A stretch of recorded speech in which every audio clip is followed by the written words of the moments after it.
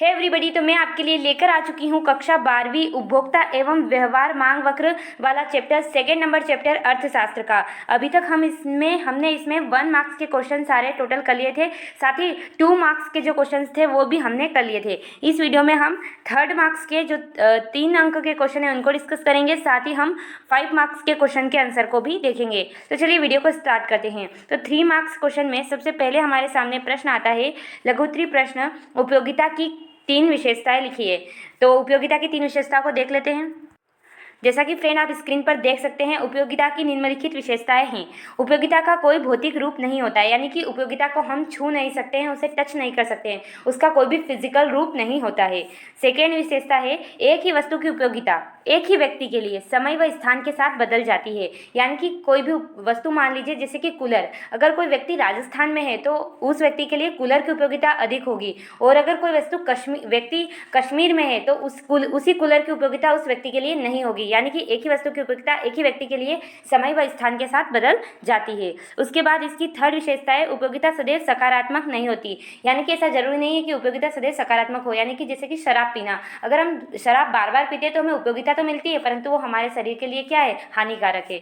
उसी के साथ 4th जो उपयोगिता की विशेषता है, एक ही वस्तु की उपयोगिता प्रत्येक व्यक्ति के लिए भिन्न भिन्न होती है। यानी कि मान लीजिए एक चॉकलेट किसी एक व्यक्ति को पसंद है, परंतु किसी दूसरे व्यक्ति को पसंद नहीं है। यहाँ क्या हो गया, एक ही व्यक्ति की उपयोगिता, एक ही वस्तु की उपयोगिता प्रत्येक व्यक्ति के लिए भिन्न भिन्न हो गई। तो ये 4 मुख्य विशेषता है उपयोगिता की। तो आप इनका स्क्रीनशॉट ले लीजिए, यहाँ से यहाँ तक उपयोगिता की 4 विशेषताएं।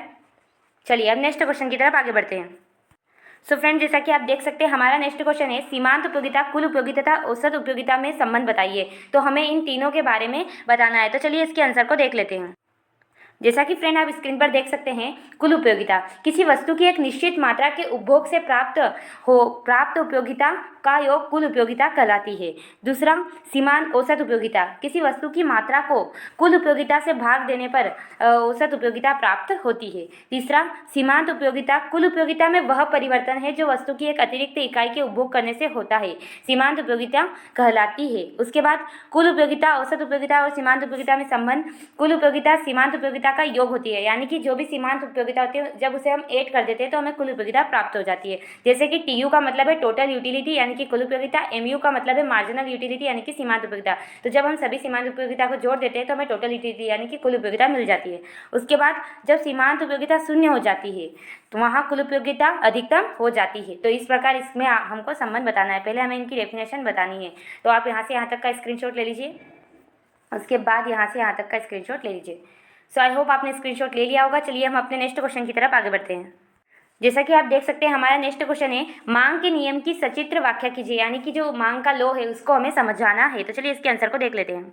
सो फ्रेंड, जैसा कि आप स्क्रीन पर देख पा रहे हैं, मांग वक्र, सबसे पहले हमें देखना है कि मांग है क्या और मांग वक्र क्या है। तो एक वस्तु की विभिन्न कीमतों पर मांगे जाने वाली वस्तु की मात्रा की रेखीय प्रस्तुति अर्थात मांग फलन का ग्राफीय चित्रण मांग वक्र कहलाता है। और अब हम देखेंगे कि मांग वक्र पर कैसे मांग का नियम काम करता है। तो आप यहाँ से देखिए, माना कि एक उपभोक्ता के लिए एक वस्तु केला है, केले की विभिन्न कीमतों पर निम्न मांगे हैं। तो केले का मांग वक्र, यानी कि जो ये आपको रेखा चित्र दिख रहा है, इसमें बताया गया है कि जब ये कीमत है इस साइड और इस साइड यहाँ पर केले हैं, तो जब 0 कीमत रहती है तो वो कुछ भी केले की मांग नहीं करता है। और जैसे ही केले की कीमत 20 रुपये होती है तो वो केले की 20 मांग करने लग जाता है। और जैसे ही केले की कीमत और बढ़ती है यानी कि 40 होती है तो वह केले की मांग को कम कर देता है और 15 मांग करने लगता है। और जैसे ही मांग 60 होती है तो वह केले की मात्रा को और कम करके 10 मांग करने लग जाता है। तो इससे क्या स्पष्ट होता है, ऊपर दिए गए चित्र से आप देख सकते हैं कि मांग वक्र का ढलान नीचे की ओर ढलवा है।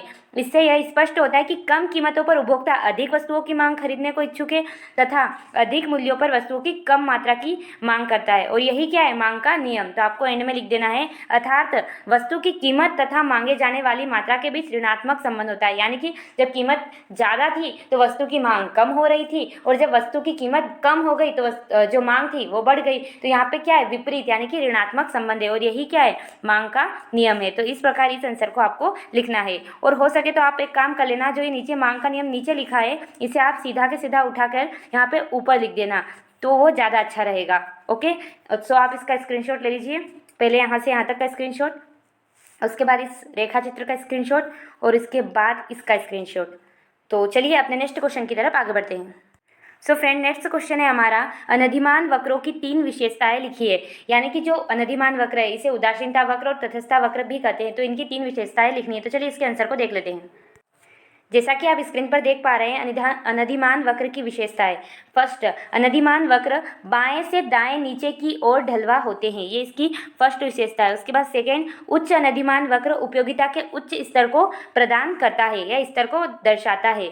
उसके बाद इसकी थर्ड विशेषता है, 2 अनधिमान वक्र एक दूसरे को कभी नहीं काटते हैं, ये इसकी तीसरी विशेषता है। तो आप इसका स्क्रीनशॉट ले लीजिए।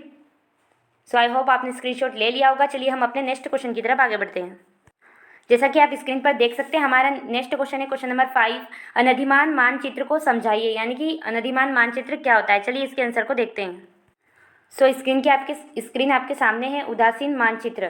जब हम वस्तु के ऐसे विभिन्न संयोगों जिन पर उपभोक्ता के संतुष्टि स्तर समान होता है, यानी कि जब हम ऐसे विभिन्न संयोगों को देखते हैं जिन पर एक उपभोक्ता का जो संतुष्टि स्तर होता है वो एक समान होता है, और उसे जब हम ग्राफ पर वक्र द्वारा दर्शाते हैं तो उसे अनधिमान वक्र कहते हैं। और अनधिमान वक्रों के समूह को संयुक्त रूप से उपभोक्ता का अनधिमान मानचित्र कहते हैं। आप इसका रेखाचित्र देख लीजिए, आपको अच्छे से समझ में आ जाएगा।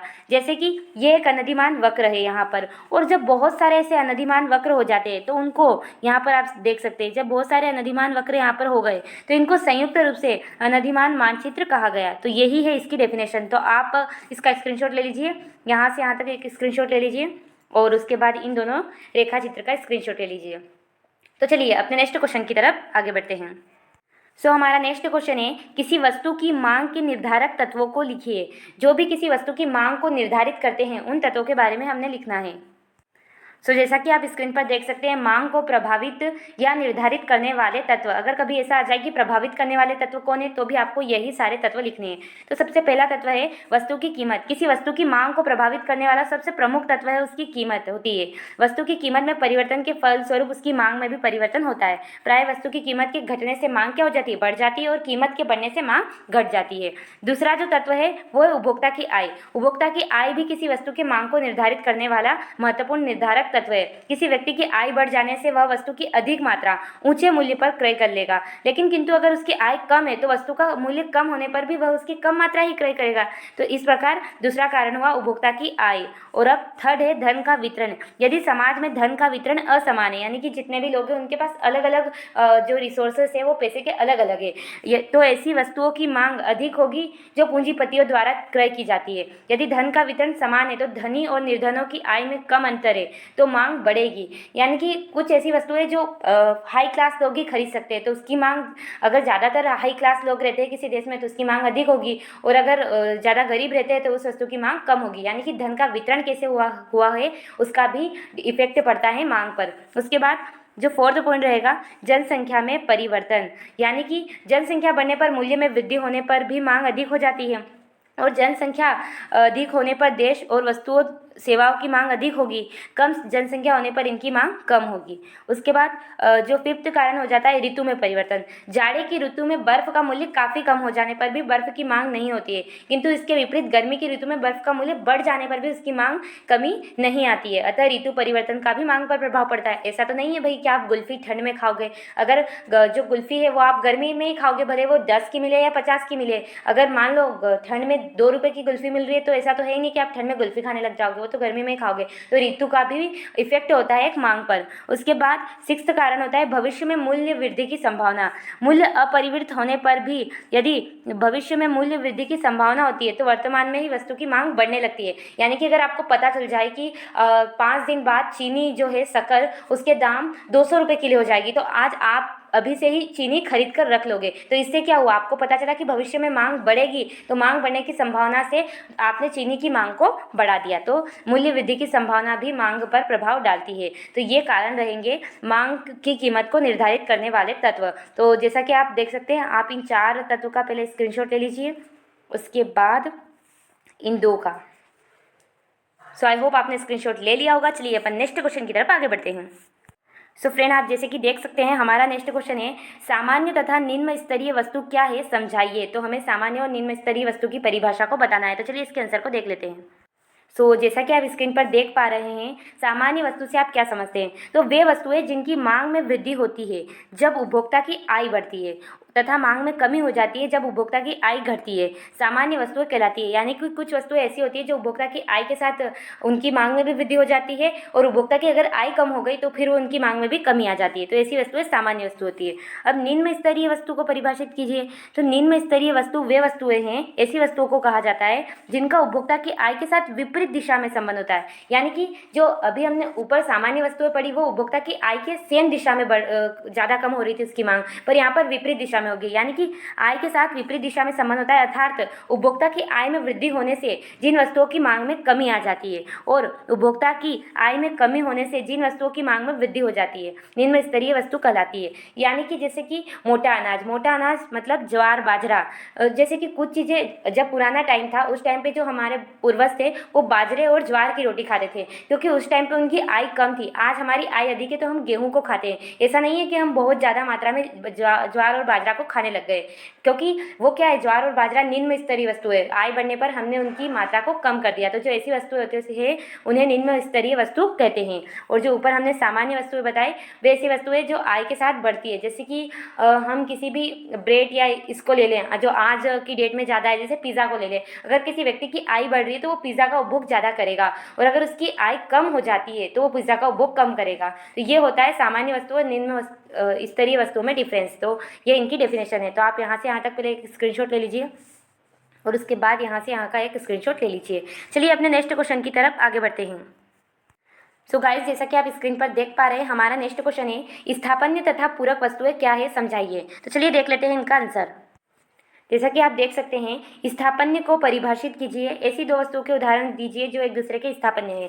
तो ऐसी वस्तु जो एक ही उद्देश्य की पूर्ति के लिए एक दूसरे के स्थान पर प्रयोग की जा सके। उदाहरणतः कॉफ़ी और चाय। अतः कॉफ़ी की कीमत में वृद्धि होती है तो उपभोक्ता चाय की मांग बढ़ा सकते हैं। स्थापन्य वस्तुएं वे वस्तुएं होती है जो एक दूसरे के स्थान पर प्रयोग में लाई जा सकती है। जैसे कॉफ़ी और चाय, अगर कभी चाय नहीं बनी है तो आप कॉफ़ी पी सकते हो, और अगर आपके घर में कभी कॉफ़ी नहीं है तो आप चाय बना के पी सकते हो। तो ये वस्तुएं क्या होती है, स्थापन्य वस्तु होती है। साथ में पूरक वस्तु को भी हमें समझाना है। तो वे वस्तुएं जिनका साथ साथ प्रयोग किया जाता है उन्हें पूरक वस्तु कहलाती है। उदाहरण के लिए चाय और चीनी, या फिर कार और पेट्रोल। यानी कि आप नॉर्मल पेट्रोल से जा नहीं सकते और कार अकेली काम नहीं कर सकती, उसके लिए आवश्यकता है पेट्रोल की। तो ये दोनों क्या है, एक दूसरे पर निर्भर है। तो इन वस्तुओं को पूरक वस्तु कहते हैं। और जो ऊपर हमने स्थापन्य वस्तुएं पढ़ी वो स्वतंत्र होती है, या तो आप चाय पी लो या कॉफ़ी पी लो, तो वो स्वतंत्र होती है। और जो ये पूरक वस्तुएं होती है ये एक दूसरे पर निर्भर रहती है। सो आई होप आप समझ गए होंगे। चलिए नेक्स्ट क्वेश्चन की तरफ आगे बढ़ते हैं। सो गाइस, हमारा नेक्स्ट क्वेश्चन है पूर्णतः लोचदार मांग को सचित्र समझाइए। तो चलिए इसके आंसर को देख लेते हैं। सो फ्रेंड, जैसा कि आप स्क्रीन पर देख पा रहे हैं पूर्णतः लोचदार मांग, जब किसी वस्तु की कीमत में अत्यंत सूक्ष्म परिवर्तन होने पर मांग में अत्यधिक परिवर्तन हो जाता है तब ऐसी मांग को पूर्णतः लोचदार मांग कहते हैं। यानी कि आप एक साबुन का उदाहरण लीजिए, यानी कि लक्स साबुन। लक्स साबुन की कीमत 10 रुपये से 12 रुपये कर दी, और जैसे ही 12 रुपये की तो उसकी मांग में बहुत ज़्यादा परिवर्तन हो गया। यानी कि कोई भी लक्स को मांग ही नहीं रहा है, क्योंकि बहुत सारे दूसरे साबुन मांगने लग गए। तो इस तरह क्या हुआ, यहाँ पर लक्स की जो मांग है वो पूर्णतः लोचदार हो गई। तो ऐसी स्थिति को हम कहते हैं पूर्णतः लोचदार मांग। यहाँ पर आप डायग्राम में जैसे कि समझ सकते हैं इससे कि यहाँ पर प्राइस को थोड़ा सा ही हम बढ़ा रहे हैं और यहाँ पर क्वांटिटी कितनी कम हो गई है। तो प्राइस को थोड़ा सा बढ़ाने पर क्वांटिटी में काफ़ी मात्रा में कमी आ जाना पूर्णतः लोचदार मांग का उदाहरण है। आप यहाँ से भी इसको रीड कर सकते हैं। तो चलिए आप इसका स्क्रीनशॉट ले लीजिए। पहले आप यहाँ से यहाँ तक का स्क्रीनशॉट, उसके बाद इस रेखा चित्र का स्क्रीनशॉट, और इसके बाद इस डिस्क्रिप्शन का स्क्रीनशॉट। तो चलिए अपना नेक्स्ट क्वेश्चन की तरफ आगे बढ़ते हैं। सो गाइस, हमारा नेक्स्ट क्वेश्चन है पूर्णतः बेलोचदार मांग की सचित्र व्याख्या कीजिए। यानी कि अभी हमने लोचदार मांग देखी, अब हमें बेलोचदार मांग देखना है। तो चलिए इसके आंसर को देख लेते हैं। सो फ्रेंड्स, जैसा कि आप स्क्रीन पर देख सकते हैं पूर्णतः बेलोचदार मांग, जब किसी वस्तु की कीमत में अत्यधिक परिवर्तन होने पर भी उसकी मांग में बिल्कुल परिवर्तन न हो तो ऐसी दशा को पूर्णतः बेलोचदार मांग कहते हैं। यानी कि ये बिल्कुल लोचदार के विपरीत है। ऐसी कोई वस्तु है जैसे कि हम देख लेते हैं डायबिटीज़ की दवा, उसकी कीमत कितनी भी बढ़ा दी जाए परंतु जो उसकी मांग रहती है वो कम नहीं पड़ेगी, क्योंकि वो एकमात्र सहारा होती है इंसान के लिए, उसके जीवन के लिए। तो यहाँ पर क्या हो रहा है, कीमत की कितनी भी वृद्धि हो जाए परंतु उसकी मांग में कमी नहीं आती है। तो इसे क्या कहते हैं, पूर्णतः बेलोजदार मांग। मांग में क्योंकि बिल्कुल परिवर्तन नहीं होता, इसलिए इलास्टिसिटी क्या होगी, शून्य होगी, यानी कि लोच शून्य होगी। यह स्थिति काल्पनिक होती है जो वास्तविक देखने को नहीं मिलती है। यानी कि जैसे कि अभी मैंने डायबिटीज़ की दवा का उदाहरण दिया, तो कुछ गरीब लोग होंगे तो वह उनको नहीं खरीदेंगे क्योंकि पैसा ही नहीं है, तो फिर जान कहाँ से बचाएंगे। तो ये वास्तविकता में ऐसी कोई भी चीज़ नहीं होती है। जैसे कि आप यहाँ पे देख सकते हैं, हमने प्राइस में इतनी सारी वृद्धि कर दी, पर जो क्वांटिटी है वो यहीं की यहीं है। क्वांटिटी पहले यहाँ थी और अब भी यहीं है, मतलब आगे पीछे नहीं गई है। तो ऐसी मांग को क्या कहते हैं, पूर्णतः बेरोजगार मांग कहते हैं। तो आप इसका स्क्रीनशॉट ले लीजिए, सबसे पहले यहाँ से यहाँ तक, उसके बाद यहाँ से यहाँ तक, और उसके बाद इस डिस्क्रिप्शन का भी स्क्रीनशॉट ले लीजिए। चलिए अपने नेक्स्ट क्वेश्चन की तरफ आगे बढ़ते हैं। सो गाइस, हमने अभी तक हमारे जो 3 मार्क्स के क्वेश्चन थे वो कवर कर लिए। अब हम अपने 5 मार्क्स के क्वेश्चन को देखेंगे, जैसा कि आप स्क्रीन पर देख सकते हैं। फर्स्ट क्वेश्चन है हमारा, उपयोगिता ह्रास नियम की व्याख्या चित्र द्वारा कीजिए। तो चलिए इसके आंसर को देख लेते हैं। सो जैसा कि आप स्क्रीन पर देख सकते हैं, उपयोगिता ह्रासमान नियम। ह्रासमान उपयोगिता नियम बताता है कि जैसे जैसे अन्य वस्तुओं के उपयोग को स्थिर रखते हुए किसी एक वस्तु के उपभोग को बढ़ाया जाता है, तो वस्तु की हर अगली इकाई के उपभोग से प्राप्त सीमांत उपयोगिता गिरती जाती है। जैसे कि आप यहाँ पर एक उदाहरण द्वारा देख सकते हैं, माना कि एक वस्तु रसगुल्ला है और रसगुल्ले की विभिन्न मात्राओं के उपभोग से प्राप्त सीमांत उपयोगिता और कुल उपयोगिता के मानों का काल्पनिक उदाहरण है। यानी कि जब आप रसगुल्ले की कोई भी मात्रा नहीं खाते तो अभी आपको कुछ भी कुल उपयोगिता नहीं मिलती और इसी कारण आपकी कोई भी सीमांत उपयोगिता नहीं होती है। परंतु जैसे ही आपने एक रसगुल्ला खाया तो आपकी जो उपयोगिता है वो आपको 12 मिली। फिर क्या हुआ, सीमांत उपयोगिता भी 12 हो गई। फिर आपने दूसरा रसगुल्ला खाया तो आपको उसकी उपयोगिता 20 मिली, यानी कि 12 से 8 ज़्यादा मिली, तो 12 और 8 20 हो गई। तो जो सीमांत उपयोगिता है वो 8 हो गई। तो यहाँ पे क्या हो गया, सीमांत उपयोगिता घटने लग गई, है ना, सीमांत उपयोगिता घटने लग गई। कुल उपयोगिता तो प्लस होगी तो वो बढ़ेगी, परंतु सीमांत उपयोगिता घट रही क्योंकि पहले खाने से आपको 12 मिल रही थी और अब जो खा रहे हैं उससे केवल आपको 8 ही मिल रही है। तो यहाँ पे सीमांत उपयोगिता घट गई है और इसी को क्या कहते हैं, ह्रासमान उपयोगिता नियम, जैसा कि ऊपर दिया गया है। और यहाँ से आप इसका ग्राफीय चित्र भी देख सकते हैं और एंड में कुछ डिस्क्रिप्शन लिखे हैं वो भी देख सकते हैं। तो आप इसका स्क्रीनशॉट ले लीजिए। सो यहाँ से यहाँ तक इस नियम का स्क्रीनशॉट, उसके बाद इसका ये उदाहरण पूरा, और उसके बाद यहाँ से यहाँ तक का पूरा, ये ऐसा कर देती हूँ मैं, थोड़ा सा छोटा कर देती हूँ, यहाँ से यहाँ तक, और उसके बाद यहाँ से यहाँ तक का स्क्रीनशॉट ले लीजिए। सो आई होप आपने स्क्रीनशॉट ले लिया होगा। चलिए अपन नेक्स्ट क्वेश्चन की तरफ आगे बढ़ते हैं। सो गाइस, हमारा नेक्स्ट क्वेश्चन है, किसी वस्तु की मांग की लोच को प्रभावित करने वाले प्रमुख तत्वों को समझाइए। तो चलिए इसके सो आप देख सकते हैं, मांग की लोच को प्रभावित करने वाले तत्व। मैं इसको पूरा रीड नहीं करूंगी क्योंकि वीडियो काफ़ी लेंथी हो जाएगा, बस मैं इसके टॉपिक रीड कर देती हूँ। जैसे कि वस्तु की प्रकृति, वस्तु के क्रेता का वर्ग, स्थापन्य वस्तुओं की मांग लोचदार होती है, उसके साथ वस्तु का मूल्य और समाज में धन का वितरण। तो ये सारी चीज़ भी जो होती है वो मांग की लोच को प्रभावित करती है। तो आप इसका स्क्रीनशॉट ले लीजिए, यहाँ से यहाँ तक इन 3 पॉइंट का स्क्रीनशॉट, उसके बाद इन 2 पॉइंट का स्क्रीनशॉट। तो आई होप आपने स्क्रीनशॉट ले लिया होगा। चलिए अपन अपने नेक्स्ट क्वेश्चन की तरफ आगे बढ़ते हैं। सो गाइस, हमारा नेक्स्ट क्वेश्चन है, उदासीनता वक्रों को विस्तार से समझाइए। तो चलिए इसके आंसर को देख लेते हैं।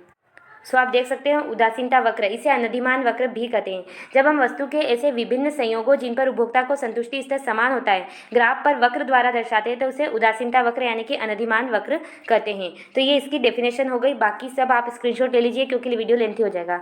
तो यहाँ से यहाँ तक का आप स्क्रीनशॉट ले लीजिए, उसके बाद यहाँ से यहाँ तक का, और उसके बाद इसका स्क्रीनशॉट ले लीजिए पूरी सारणी का, और उसके बाद इस ग्राफीय निरूपण का स्क्रीनशॉट ले लीजिए यहाँ से यहाँ तक, और इसके बाद ये कुछ लिखा है इसका स्क्रीनशॉट ले लीजिए।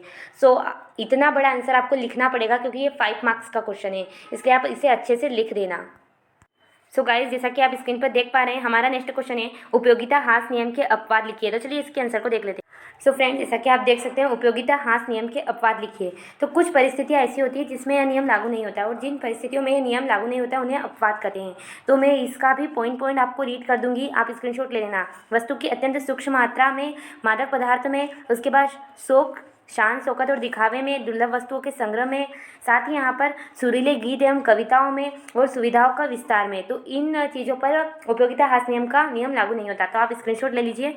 पहले आप यहाँ से यहाँ तक का स्क्रीनशॉट ले लीजिए, उसके बाद आप यहाँ से यहाँ तक इन 2 पॉइंट्स का स्क्रीनशॉट ले लीजिए, उसके बाद इस पॉइंट का स्क्रीनशॉट ले लीजिए, उसके बाद इन 2 पॉइंट्स का स्क्रीनशॉट ले लीजिए। सो आई होप आपने स्क्रीनशॉट ले लिया होगा। चलिए अपने नेक्स्ट क्वेश्चन को देख लेते हैं। सो हमारा नेक्स्ट क्वेश्चन है, मांग की कीमत लोच की विभिन्न श्रेणियों को सचित्र समझाइए। तो चलिए इसके आंसर सो जैसा कि आप स्क्रीन पर देख सकते हैं मांग की कीमत लोच। तो मांग की कीमत लोच 5 प्रकार की होती है। एक होती है पूर्णतः लोचदार मांग, दूसरी होती है लोचदार मांग, तीसरी जो मांग होती है उसका नाम होता है इकाई लोच मांग, और चौथी जो मांग लोच होती है उसका नाम होता है बेलोचदार मांग, और पाँचवीं जो मांग लोच होती है उसका नेम होता है पूर्णतः बेलोचदार मांग, जिसका हम हमारे जो 3 मार्क्स के क्वेश्चन थे उसमें डिस्कस कर चुके हैं। तो वहाँ से आप उस मांग को देख लेना। तो अभी के लिए आप इसका स्क्रीनशॉट ले लीजिए, जो हमारी पहली मांग लोच है पूर्णतः बेलोचदार मांग। तो यहाँ से यहाँ तक इसका स्क्रीनशॉट ले लीजिए और ये भी ले लीजिए, और उसके बाद लोचदार मांग की जो डेफिनेशन है उसको यहाँ से स्क्रीनशॉट ले लीजिए, और यहाँ से उसके डायग्राम का, और उसके बाद इकाई लोच मांग वक्र की यहाँ से डेफिनेशन, और फिर उसके रेखा चित्र का यहाँ से स्क्रीनशॉट, और फिर यहाँ से बेलोचदार मांग और उसकी जो रेखा चित्र है उसका स्क्रीनशॉट। बाकी जो एक मांग लोच है उसका हमने 3 अंक में किया है, तो वहाँ से आप उसका स्क्रीनशॉट लेकर अपनी नोटबुक में नोट कर सकते हैं। सो मैंने बहुत कुछ रीड नहीं किया है क्योंकि वीडियो काफ़ी लेंथी हो गया है। सो वीडियो से कोई भी हेल्प हुई है तो प्लीज़ वीडियो को लाइक कीजिए, शेयर कीजिए, subscribe the channel. Thanks for watching this video. धन्यवाद।